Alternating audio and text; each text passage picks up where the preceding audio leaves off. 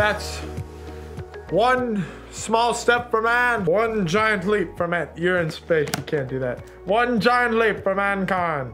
Yo, most of us are afraid of something, right? Like maybe it's one of the really common ones, like a fear of snakes or insects. Maybe you have one of those more uncommon and even kind of random fears, like fear of feet or balloons or ducks. I don't know. What's up, guys? I'm Caleb, and we'll get into what I'm afraid of in just a second, but first, I asked some of my friends what scares them. Here's what they said. I get really freaked out when birds come too close to me and they don't seem afraid of me. That's when I am afraid of them. Ooh, heights. Heights. However, I've been on skydive before, but I'm still scared of heights. I'm genuinely scared that myth that if you pee in the pool, it's gonna change colors is really gonna come true for me one day. Being in an airplane when there's like turbulence, you know, when it starts to shake, I mean, come on, there's nowhere to go but down. This is kind of weird, but I am scared of ants. Not just one ant, like the whole, like, when the ants just come all over and like, I think when I was little, I put my finger in an anvil and it just like went like all over my face. I am the most afraid of storms. Thunder, lightning, tornadoes, hurricanes, you will find me hiding under my bed. See what I mean? We all have different things we're afraid of. Now, for me, the thing that scared me the most, it doesn't anymore, it's not real. It is real, it just doesn't exist in my life, was a rat, okay? So, I'm living in Florida, life is peachy keen, and then my family moves to Pennsylvania. Not bad, just different, right? We move into this house, and it hasn't been lived in for about a year or two, which means other things had taken residency there. And by things, I don't mean people, I mean rats. Everywhere, they were, my little brother once woke up one time, and he was like, oh, who's tickling my feet? It was a rat. So, there was one night we're eating dinner, right? And we think we've taken care of our rat issue. We've caught them all and they are no longer living in our home. No, my little brother looks out in the room, he goes, what's that? We look over, this thing scurries across the floor. We're like, time out, what was that? Right? So my dad sets out this like big raccoon trap because it's about the size of a raccoon. And he like runs in and then the sides close and you like trap it just like that. And so my dad catches this thing on the last day of school and we're like, yeah, school's out, we got the rat, right? My dad holds this thing up by its tail. It was at least 2 feet long, probably 3 feet long. I almost just threw up. That was gross. I never want to see it again. And I don't know about you, but sometimes dealing with the unknown, like a massive rat, feels like a lot. And it feels like dealing with spiders or heights or roller coasters. It's just scary.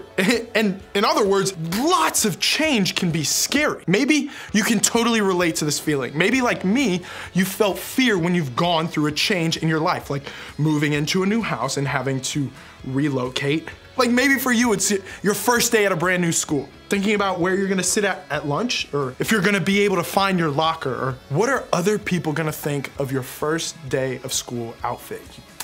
That's a big deal. And that can all be scary. Or maybe it's trying out for the school play for the first time. Will you learn all the lines? Will you get the part? Will you somehow embarrass yourself in the process? Being in the play, yo, that would be fun, but trying out, that can be scary. Or having a new stepdad move into your house, wondering if he'll still be cool when he moves in, or if you'll have to live in a new room because you have step siblings now, or if the rules will change in your house now that he's there. Thinking about that kind of change can be scary. The list goes on and on and on, right? I mean, there's a new friend group, maybe the loss of a friendship that's meant a lot to you, your parents getting divorced, an older sibling moving out, your parent losing their job, a new small group, a new foster home placement, a starting position on the team, a sudden growth spurt, an illness in your family, a higher level class at school. Whew. When we look ahead and see changes like that coming our way, when we don't know what's waiting for us in the unknown, that can leave us feeling a whole lot of fear. Maybe we're afraid that things will never go back to the way they were before. Or we're afraid that changes we're facing will bring a lot of stress or frustration or sadness into our lives. Maybe we're afraid of the unknown. We don't know what things are going to be like when we experience the changes we're facing, and that makes us afraid. Or maybe we're afraid that we'll have to handle it alone. Whew. That our friends, our family, our group, and even God won't be there to help us deal with it. No matter what the changes and unknowns you're facing in your life are right now, chances are you feel at least a little nervous or afraid about what they might mean for you. Even the best kinds of changes can be intimidating or bring a little bit of fear. It's possible to be excited for something and a little scared at the same time. But what if I told you, time out, what if I told you there is a way to look ahead at the changes coming our way without as much fear? In fact, what if we could face going into the unknown with courage? I bet all of us would like to be people who choose courage when we go through changes, good or bad. Well, today, we're gonna look at something that happened to two guys thousands of years ago, like not exaggerating, literally thousands of years ago, that helped them choose courage despite their fears. And I think, just maybe, it's gonna help us do the same. Okay. So the people we're talking about are known as the Israelites. They were God's chosen people, which is a pretty cool title if you ask me. Like imagine like God's like, hey, I'm gonna put you in contact with my people and you're an Israelite. And it's like, hey, he's talking about me. And when they were living a long, long time ago, God did something really cool for them. God led them down to Egypt to escape a terrible famine, which basically means all the food in their land had run out. Sounds like a good change, right? Well, sometime after they got there, the Egyptians enslaved the Israelites. And when that happened, they cried out to God for help. And God sent a man named Moses to lead the Israelites out of slavery. Moses was gonna lead God's people to an incredible new land of their very own, a land they called the Promised Land. Out of slavery and to the Promised Land? Again, that all sounds like good change to me. Nothing to fear there, right? Well, when they arrived on the edge of the Promised Land, the Israelites got nervous. They got scared about what might lie ahead. So they sent 13 spies into the land to check things out. The spies went in and found that the land was absolutely beautiful. I mean, gorgeous. Why'd I say it like that? It was beautiful. It was everything they dreamed it would be and more. But there was one small problem. There were people who looked like giants living there. And all of a sudden, this change wasn't looking so awesome. When the spies came back to report what they saw, here's what they said. They gave Moses this account. We went into the land to which you sent us, and it does flow with milk and honey. Here is its fruit. But the people who live there are powerful, and the cities are fortified and very large. The spies went on to tell all of Israel that there was no way they could live there. They were too afraid. Now, in a lot of ways, you really can't blame them. Giants, like giants are scary. Not the football team, actual giants are scary. And going to war against giants? No, even scarier. Their fears are pretty understandable. And I think the same can be true for us. Yo, the fears we feel when looking ahead at the changes we might deal with are understandable. They're real. And there's nothing wrong with us for feeling that fear. The problem comes when we let the fear hold us back. When we stay frozen because we're afraid of what's ahead in the unknown.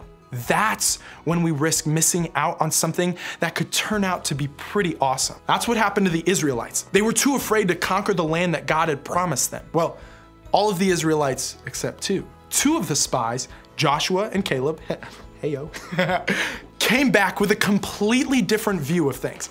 Here's what they said. And they said to the entire Israelite assembly, the land we passed through and explored is exceedingly good. If the Lord is pleased with us, he will lead us into that land, a land flowing with milk and honey, and will give it to us. Only do not rebel against the Lord, and do not be afraid of the people of the land, because we will devour them. Their protection is gone, but the Lord is with us. Do not be afraid of them. Everyone said that they couldn't enter the promised land except for these two spies. So, what was it about them that made their response so different? How was it that Joshua and Caleb, hey, yo, I gotta stop doing that, were able to see the same giants that the others saw, but still have courage to go ahead? The answer is simple. They trusted what God said was true. They believed God's promise, and that belief gave them courage to move forward toward big change, even though they were scared. And honestly, they were probably terrified. But here's the thing about courage. Courage isn't about not being scared. It's about trusting and choosing to follow God even though we're scared. That is what allows us to be confident when everything changes. For me, when I think about courage, sometimes I think about astronauts. Let me explain. I may not be an astronaut, but I think it's probably safe to, look at this little guy. I think it's probably safe to assume that they're probably scared when they go on missions. I mean, there are so many unknowns and so many things to be nervous about when they get into space. But astronauts have something that they can trust when they venture into space: their spacesuits. It protects them and keeps them safe from anything they might encounter. And the same is true for us. We might not have a huge white spacesuit to put on anytime we're scared of the unknown, but we have something else that's even better.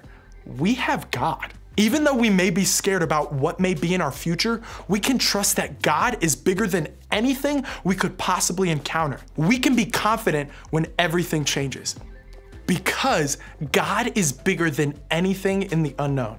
And like Joshua and Caleb knew that God was bigger than their fears, we can also trust God when we're scared of change and the unknown. So, what does that look like for us today? How can we have courage when we're looking ahead to changes in our lives, big or small, that leave us feeling a little afraid? How can we remember that God is bigger than anything in the unknown? Well, first, I think we have to recognize what we're afraid of. When you look out at the unknowns in your life, what do you see that's causing you fear? Maybe your dad is getting remarried, and that's left you afraid because it means your family will look different now. Maybe it's a fight with your best friend that you're afraid won't get worked out. Maybe it's starting a new school that has you afraid you'll be alone. Whatever it is, name it. Acknowledge what it is that you're afraid of. Then try to do what Joshua and Caleb did. Focus on God. When you think about what changes you're afraid of, remember that God is with you and always working for your good. God is bigger than anything in the unknown. Let me share an idea that might help. Whatever you focus on will grow bigger and bigger in your mind. If you focus on what you're afraid of, how worried you are, or all of the what ifs that might happen, your fear will grow bigger and bigger in your mind. So instead, focus on God. Focus on who God is, how powerful God is, how God is in control of everything. Focus on the fact that God is with you and in you and is with you every step of the way. Focus on the truth that God is bigger than anything you face. Focus on the truth that God is working for your good in every situation. As you focus on God, you'll find that your fear is smaller than God is, which it always was. Remember, God is bigger than anything in the unknown. And that means we don't have to face our fears and changes alone. And not only do we have God, but we have people like our group and our group leaders to stand with us when we face whatever it is in the unknown. They're there to help you be honest about what you might be afraid of and to give you courage when you need to face those fears. So today, I hope your first step will be to open up to your group about how you feel about change in your life right now.